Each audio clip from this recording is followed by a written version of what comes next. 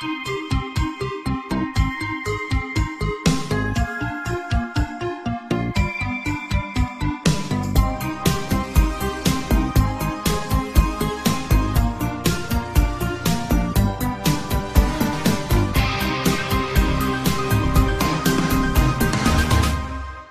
Somerton Man Cipher. In 1948, the body of the Somerton Man was found on an Australian beach. No one knew who he was.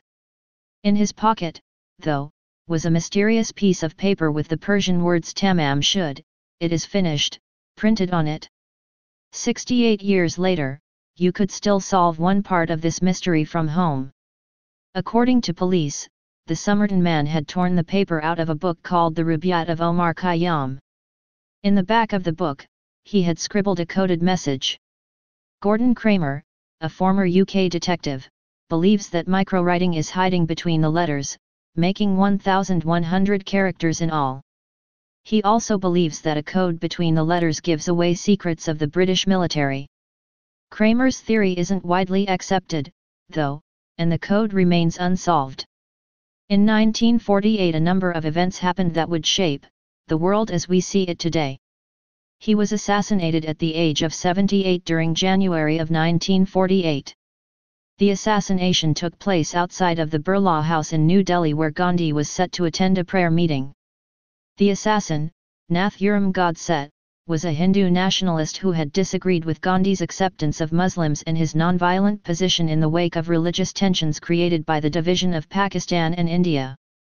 Godse was put on trial and sentenced to death despite objections from Gandhi's family and Indian Prime Minister Jawaharlal Nehru, stating that an execution would dishonor the memory of Gandhi, who had opposed the death penalty. This changed how the world felt about the death penalty. During May of 1948, the independent Jewish state of Israel was created in Palestine by the United Nations.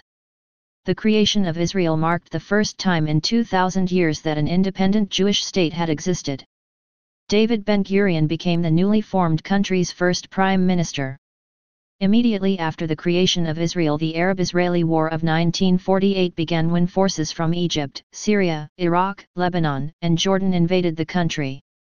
The surrounding Arab nations had disagreed with the formation of Israel from the start, as they believed the land had been distributed unfairly and it had displaced Arab Palestinians.